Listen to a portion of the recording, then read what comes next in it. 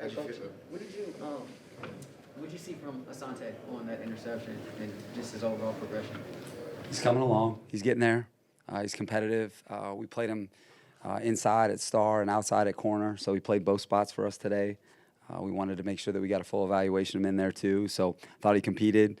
You kind of see some of the ball skills off the deflection, and that's something that is a strength of his, is being able to get you the ball. And he's competing. He's understanding how we play, how to be more connected within all of our coverage systems, understanding who he's playing against, situational stuff. Hey, what's this down and distance mean to me? What does this split means? And so been pleased with him and excited for his progress.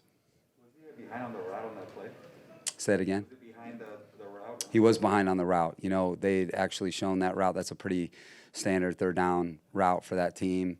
They kind of have a wide departure, and then they bring it back in. So we would have liked to have seen him more connected on that route. Yeah, that's that's just part of understanding the game, that this, that you have to keep your helmet on until you get to the sideline, and that we want him to have that type of energy, that type of spirit, but that he can wait until he gets to the sideline to do that. Brandon, I know that they're back, Storm Norton and Trey Pipkins are backups, but it seemed like the offensive line was allowing a lot of pressure tonight. Is that concerning at all for you, that both quarterbacks faced numerous pressure throughout the full game?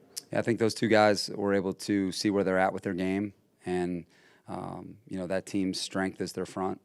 Even though Bosa didn't play, Kinlaw, Armstead just played for a second, but that's still a strength of their team. And so I think those two guys got a really accurate picture of where they're at, and we didn't get into the game plan specific stuff in terms of helping them like we would in a normal game.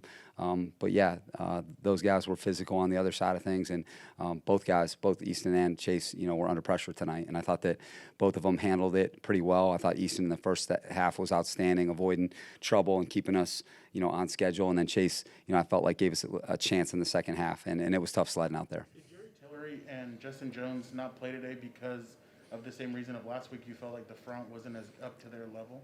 No, those guys earned tonight with their 2 days of work versus San Francisco. Those guys played at a really high level in the two practices versus those guys, and just felt like they played a ton in both practices, and I saw and we saw what we needed out of those guys. So they definitely earned the day off today. Are you concerned about where you're at that swing tackle spot with Storm and Trey, or do you feel like you can mitigate some of that in a situation by chipping and helping them out, like you said? Yeah, Daniel, it's tackles are hard to find in the league. I think that we've got two guys that are capable, and I think anytime you come in there, there's going to be an adjustment in how you play. But I think I'm confident in both of those guys, comfortable with both those guys.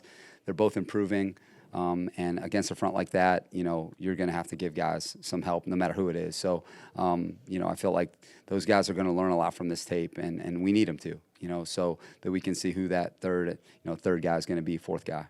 You played your two guards. Was that just a matter of trying to get them in there and get some reps? Yeah, definitely. Wanted those guys to be able to compete against that front. I felt like those guys would give us the best chance to operate too, because I know how deep that team is up front, and they play so many people. So I wanted O'Day and Matt to have a shot, out there, and have Storm and Trey have a shot working with two experienced players, and then Quiz at center. Kenneth Murray played. Yeah. Is that a case of just trying to get him in there? Yeah, big time. Wanted to get Kenneth as many looks as possible, especially against an offense like that. We knew they were going to play Jimmy and Trey, and we felt like, hey, we know that Juszczyk's going to be out there, the receivers, most of their line. So we wanted to get him in a game and see, what his progress is. And I was very pleased with how he played tonight. Felt like he ran the show, felt like he was calm, I felt like he was aggressive, and he really helped us get off to a good start in the game. Coach, even though you're still in the evaluation period, you guys rushed for 2.4 yards a carry today. Are you more concerned with that or your third down efficiency? Yeah, both. Both they go hand in hand. I think that against that team, they're really difficult to run the ball against because they get, guys really close to the line of scrimmage. So, throwing the football and getting that 8-man front out of there is a good way to run the football, whether you RPO it or you play action it, and block it up to give yourself a chance. But we got to be more physical at the line of scrimmage. We got to work better in our combinations. That team creates a lot of movement at the line of scrimmage with their D-line when they do move. Those guys are coming up the field, but then they do a really good job in their slant game.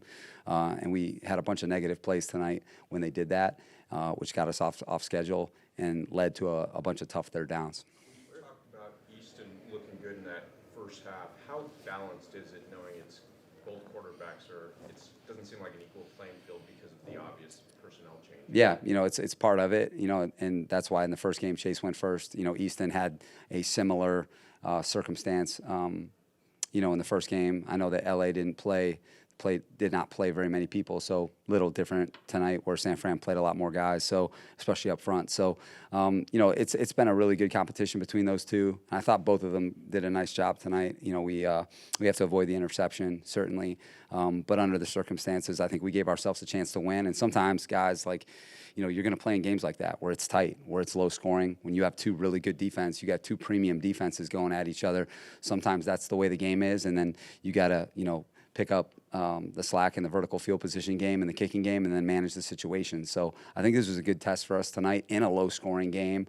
Get in a 4-minute drill, and I felt like we'll learn a lot from it. I didn't quite understand one thing you said earlier where you would normally give them more help. Did you mean in terms of if you had a game plan?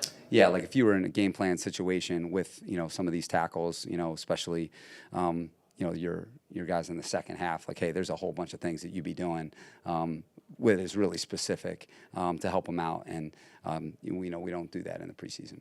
Brandon, where are you in your evaluation process with the quarterbacks behind? Yeah, we're still going through this. We're going to take it all the way to the end. I think they both competed well during camp, and they're both going to play in the last preseason game against Seattle. And these practices this week will be really important. But I'm glad that we have both of them. Both of them are quality players. I think they've been fantastic for Justin, for Joe, for Shane, and I'm glad we have both of them because both of them can play in this league. Brandon, it looks like Amon left the game at some point. Yeah, he's got an AC sprain. So we'll kind of know more tomorrow. But AC sprain is kind of the initial. Coach Nick Neiman led the team in tackles for the second straight Yeah. week. I know tackling is just one part of the game, but what have you seen from him throughout this camp and what he's done last week? I'm really excited about Nick. I think he's athletic. He had one tackle in particular today where he was kind of lonely. He was kind of on an island. It's one of these tackles from the side where had he not made it, that the ball would have gone a decent amount, and he's done that for us. And he's learning a lot every time he goes out there, but he's just showing that he can do a lot of the jobs that we need him to do, and then he's been a real factor on the kicking game. He started core 4 special teams today, and we're really excited about his progress.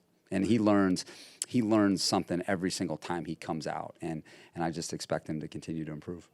Brandon, on the TD by stick to Palmer, nice job. That the best example of his athleticism, but also for Palmer kind of getting open or staying open there while things were. Yeah, down there in the red, the low red on a third down like that, or like in that circumstance, the quarterback comes alive in the red area. And sometimes when it's, when you're moving the pocket, your quarterback can create late in the down, and you have the receivers that have that feel to become quarterback friendly, late in the down. And I think that's a strength of Josh's, and that's something that you can't teach. What Easton and Josh are doing there, and so I thought it was a really instinctive play by both guys, and that's what you need to do when you're down there against good teams. You got to score touchdowns. So I was excited about that. Brandon, wait, Michael Badgley helped himself with the week he just had? Yeah, I thought Badgley competed really well this week in the practices and in the game. I felt like he got plenty of lift on the field goal, and it's both of his kickoffs, were where we expect them to be. So, like I said, guys, competition's bringing the best out in that position. I thought both guys competed well this week, and we're just going to see where it goes. And I'm happy that this is happening for our football team because I think it's bringing out the best in both guys. Brandon, how did communication go in your second preseason game with the coaches and the players? Yeah, really clean special teams operation. I was really pleased with our operation overall. I felt like that was something that was a big emphasis for me, was just making sure that we're more connected with our players. Who's in, who's out. So many moving parts within the preseason. And I felt like we managed it very well today, and I felt like our teams operated at a much higher level today. On a similar note, 2 preseason games in, how are you specifically feeling? Feel confident. I feel like our operation's been clean. And I feel like one of the ones where you take a delay, they should have pumped it. They should have pumped it, and they said they would pump it, if this were a regular season game, where we had to take a timeout early. So I'm just learning a lot of the mechanics of the officials, and preseason. It's preseason for them too. So I feel like we're learning a lot. I feel like our communication late in the game, as it relates to 4-minute, I felt was good. We were kind of like, hey, go for it, punt it. All 3 of our timeouts and the 2-minute, felt like we managed it well. I feel like you don't get that rougher than passing penalty. You're going to have a lot of room to operate and plenty of time to operate. So I felt like we managed it well. I'm proud of the way we handled it. And unfortunately, we had that penalty that kind of, gave them 3 more downs. With the penalties overall, you've had a huge emphasis on a clean operation. Do you look at those penalties and just say it's a lot of the bottom of the roster guys in the game, or do you look at it and say, oh, we need to be better in that area? I take it really seriously. I mean, I know both teams, kind of, 13 and 12. It's not, I don't think Kyle or myself are going to be pleased with that many penalties. With that being said, it is the preseason, and you're trying to get a, feel for how people officiate. I know that sometimes old habits die hard. We had a lineman on a screen that kind of threw, cut, and Land Clark and his crew came to the Westin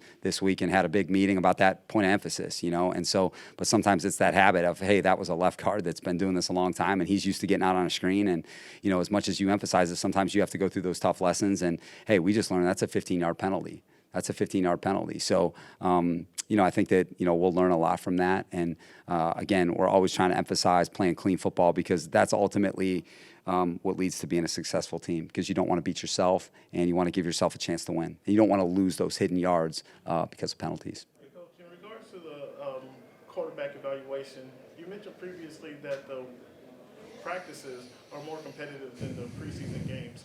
How is that weighted? Are you weighting the practices then more so than the preseason game? I think it's all great question, Cam. I think it's all a part of the evaluation, and I think the context matters.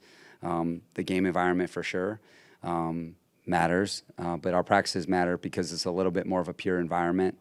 And so I think that you just factor in all of it, and when we get to the end, we'll have a huge sample size to draw from, and I think we'll be able to make a real accurate decision. What do you mean by pure environment?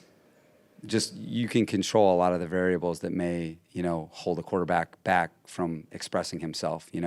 Second half of this game is a good example of it. I don't think Chase Daniel but in a way, Chase Daniel can express himself, because when it's tight, is he avoiding disaster? Is he avoiding catastrophe? And I think that's what he did for the most part. It's tough out there, and I appreciate the guy for it, and so part of the quarterback evaluation process is that too. When the stakes are the way they were tonight, how are you playing? And so it's all part of the evaluation. And like I said, I'm so glad that we have both guys, because most teams can't say that they have 3 guys like we do.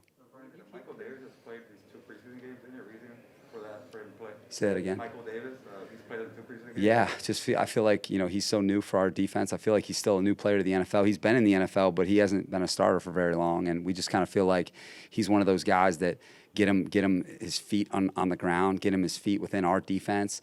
He had that hold on that 3rd and 7, which he's going to learn from. But I just think him being out there it's going to allow him to have the confidence to become the player we know that he's capable of being. And I love where he's at right now. He's had a really good camp, and he's got a lot of confidence right now. And I think that just getting him a quarter of work does a lot for his confidence. If this was a regular season game, would Rashawn Slater and Brian Bulaga have played?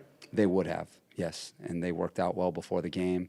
And again, like I said, I'm disappointed that we couldn't get Rashawn out there against this front during the practices, because I know that he wanted to go, but he's going to be back at practice next week, and we're excited to get him back. With Tavon Campbell, obviously had the interception, but it's going to be a similar situation to Asante where he was behind a couple of routes. How did you feel like Tavon Campbell played overall? I thought he competed well at times. I felt like he was connected for the most part, especially on a couple tough routes. He got beat on the touchdown, which I could do a better job helping him.